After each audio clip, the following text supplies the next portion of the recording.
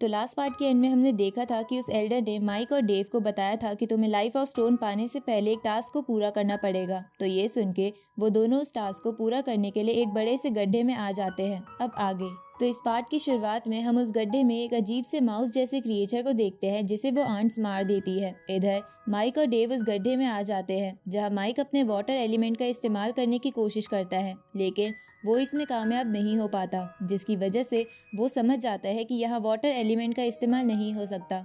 तभी डेव उसे कहता है कि हमें और अंदर जाने से पहले यहाँ एक टेलीपोर्टेशन चैनल बना देना चाहिए, ताकि अगर हम अंदर मुसीबत में पड़ जाए तो तुरंत ही यहाँ आ जाए। ये सुन के माइक भी इस बात पर एग्री करता है, जिसके बाद वो दोनों मिलकर वहाँ एक टेलीपोर्टेशन चैनल बना देते हैं और उस गड्ढे में आगे की तरफ बढ़ने लगते हैं, जहाँ आसपास दीवारों में बहुत सारे क्रिस्टल लगे हुए थे, जिन्हें देखकर माइक चौंक जाता है। उसी वक्त उन दोनों के सामने कई सारे रास्ते आ जाते हैं, जिन्हें देखकर डेव माइक से कहता है कि लगता है हमें इन हर रास्ते से गुजरकर सही रास्ते का पता लगाना पड़ेगा। ये सुन के माइक डेव से कहता है कि चलो अपने मन से एक रास्ता चुनकर उस पे आगे बढ़ते हैं। तो डेव एक रास्ता चुन लेता है, लेकिन माइक को वो पसंद नहीं आता और वो दूसरी तरफ इशारा करने लगता है। जिसके बाद वो थोड़ी देर ऐसे ही लड़ते रहते हैं, जहाँ माइक डेव से कहता है कि तुम बहुत ही घमंडी हो, क्योंकि डेव ने माइक के बिना सुने एक रास्ता चुनकर उस पे आगे बढ़ना शुरू कर दिया था, जिसकी वजह से माइक को भी उसके पीछे पीछे जाना पड़ता है। जहाँ थोड़ा आगे जाने पर उन्हें दीवारों पर बहुत सारी वाइन्स दिखती है,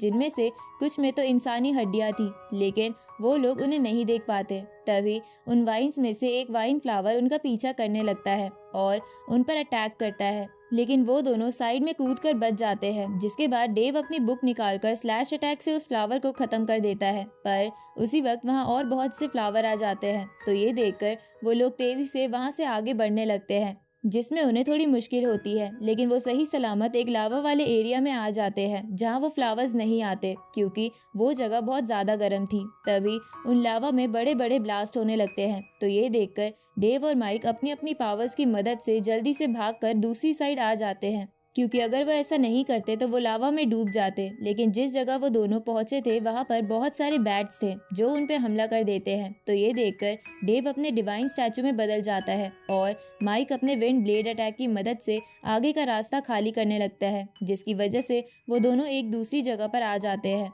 जहाँ पर एक बहुत बड़ा क्रिस्टल रखा हुआ था। तो डेव उसे देखकर माइक से कहता है कि मैंने सुना है इस क्रिस्टल के अंदर लिविंग थिंग्स की एनर्जी होती है। ये सुन के डेव बोलता है कि तब तो ये बहुत ज्यादा कीमती होगा, और अगर हम इसके छोटे से टुकड़ों को तोड़कर यहाँ से बाहर ले जाए तो हमें बहुत पैसा मिलेगा। ये सुन के डेव उस क्रिस्टल को चेक करके पत्थर से उस क्रिस्टल को तोड़ने लगता है, जिसे देखकर माइक डेव से बोलता है कि लालची आदमी, मैं तो मजाक कर रहा था, पर तुम तो सच में ये कर रहे हो। ये सुन के डेव बोलता है कि बाद में ये मेरे काम आ सकता है। उसी वक्त माइक को वहाँ कुछ हलचल महसूस होती है और पीछे मुड़ने पर वो देखता है कि डेव पर एक आंट अटैक करने वाली है। तो ये देखकर माइक डेव को बचा लेता है, जिसके बाद वो दोनों उस क्रिस्टल के पीछे छुप जाते हैं और वो आंट क्रिस्टल की एनर्जी एब्जॉर्ब करने लगती है। तो ये देखकर माइक डेव से कहता है कि ये तो सिर्फ एक ही आंट है, इसलिए हम इसे संभाल सकते हैं। इसलिए वो दोनों सामने आ जाते हैं, जिसकी वजह से वो आंट उन दोनों पर अटैक कर देती है। तो डेव माइक का पीछा करके उस आंट की तरफ बढ़ता है, लेकिन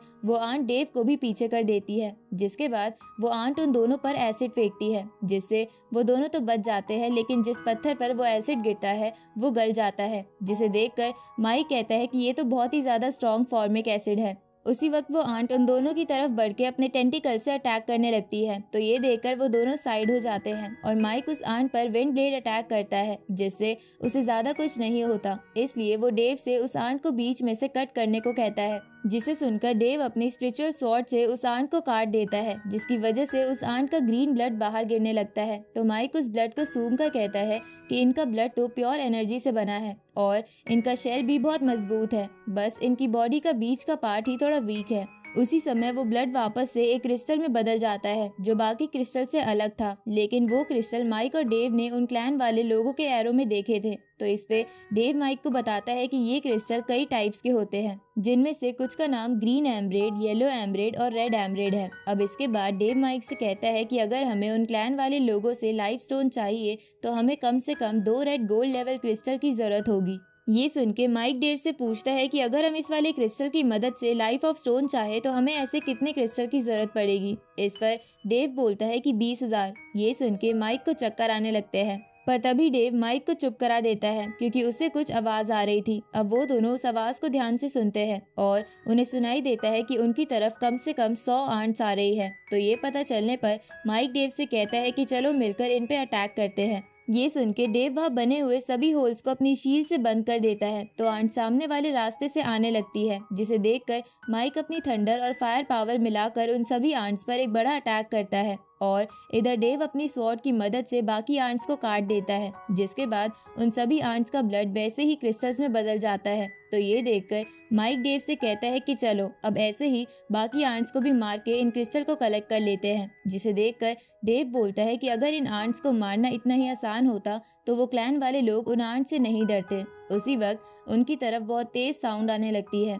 जिसकी वजह से उनके कानों में दर्द होने लगता है। ये देखकर डेव उन दोनों के चारों तरफ शील्ड बना देता है और उस साउंड के खत्म होते ही वो दोनों उसी साउंड की डायरेक्शन में बढ़ने लगते हैं, जहाँ थोड़ा आगे जाने पर उन्हें एक बहुत बड़ी खाली जगह दिखती है। तभी माइक बोलता है कि अचानक से वो होल्स वाली आंट कहाँ चली गई। इस पे डेव कहता है कि मुझे लगता है कि उस साउंड ने उन आंट्स को वापस बुला लिया। ये सुन के माइक बोलता है कि अच्छा हुआ वो आंट्स चली गई, नहीं तो मैं उन्हें मार देता। इसके बाद डेव माइक से कहता है कि हम इस जगह के बहुत अंदर आ गए हैं तो जरूर यहाँ आसपास कोई आंट्स का घोंसला होगा। इस पे माइक बोलता है कि पर मुझे तो यहाँ एक भी आंट नहीं दिख रही है। उसी वक्त डेव माइक को चुप करा देता है और तभी वो दोनों देखते हैं कि उनके चारों तरफ बहुत सारी आंट्स हैं। तभी उनके पास 2 आंट आ जाती है और उन पे एसिड फेंकने लगती है, जिससे वो दोनों बच जाते हैं। उसी वक्त वहाँ बाकी आंट्स की एक बहुत बड़ी लीडर आ जाती है और वापस से पहली जैसी साउंड निकालने लगती है, जहाँ ये आवाज उस गड्ढे से बाहर उस क्लैन तक भी जाती है, जिसे सुनकर वो ग्रीन गर्ल उस एल्डर से पूछती है कि वो दोनों बहुत खतरा उठा के वहाँ गए हैं तो क्या आप सच में टास्क कंप्लीट होने के बाद उन दोनों को लाइफ ऑफ स्टोन दे दोगे। ये सुन के वो एल्डर मना करते हुए कहता है कि अगर सच में वो दोनों टास्क को कंप्लीट करके बाहर आ जाए तो भी मैं उस क्रिस्टल को देने का सोचूंगा, क्योंकि लाइफ ऑफ स्टोन एक आर्टिफैक्ट है जो हमारे क्लैन के 10th रैंक के एल्डर के मरने के बाद ही बनता है, जिसकी वजह से वो बहुत कीमती होता है। ये सुन के वो ग्रीन गर्ल कहती है कि तब तो मैं बस होप करूंगी कि वो दोनों कैसे भी करके उस जगह से बाहर आ जाए। इस पे वो एल्डर कहता है कि उनकी स्ट्रेंथ को ध्यान में रख के अगर वो सावधानी से काम ले तो वो वहाँ से बाहर आ सकते थे, लेकिन इस बार ये बहुत ही मुश्किल है। ये सुन के वो ग्रीन गर्ल एल्डर से पूछती है कि ऐसा वहाँ पर क्या हुआ है। तो वो एल्डर उसे बताता है कि मुझे लगता है कि वहाँ पर अब बहुत ही पावरफुल स्पीशीज रहती है जिन्हें हम सब मिलकर भी नहीं हरा सकते।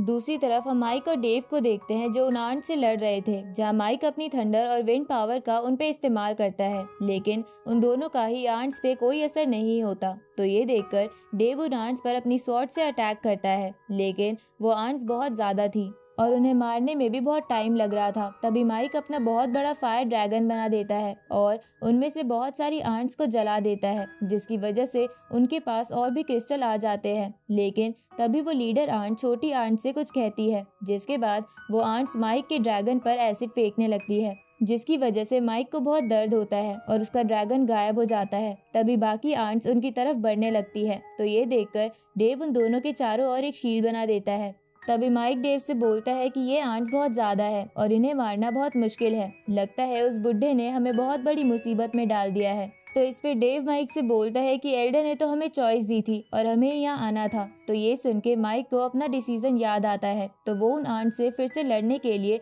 अपने हाथों में थंडर एनर्जी भर लेता है, जिसके बाद वो दोनों फिर मिलके उन आंट्स पर अटैक करते हैं। इस तरफ हम ग्रेट एल्डर को देखते हैं जो उसी लाइटनिंग वाली जगह पर खड़े थे जहाँ माइक और डेव पहले कल्टीवेशन करने आए थे। उसी वक्त वहाँ एक बंदा आ जाता है और ग्रेट एल्डर को बताता है कि हमारे खबरी ने बताया है कि डीमन क्लैन में बहुत बड़े बड़े चेंजेस हो रहे हैं। इस पे वो ग्रेट एल्डर उस बंदे से कहता है कि तुम मेरे बताए हुए प्लान को फॉलो करो और उसमें कुछ भी गलती मत करना। ये सुन के वो बंदा वहाँ से चला जाता है, जिसके बाद ग्रेट एल्डर उस लाइटनिंग वाली जगह को देखकर कहते हैं कि मुझे जल्द से जल्द अपने आप को हील करना होगा ताकि मैं डेव और माइक की आने वाले डिजास्टर में बचने में मदद कर सकूं, क्योंकि अब डेव और माइक ही इंसानियत की आखिरी होप बचे हैं। अब ये कहने के बाद वो एल्डर उस लाइटनिंग से कल्टीवेशन करने लग जाता है और इसी के साथ ये पार्ट यहीं खत्म होता है।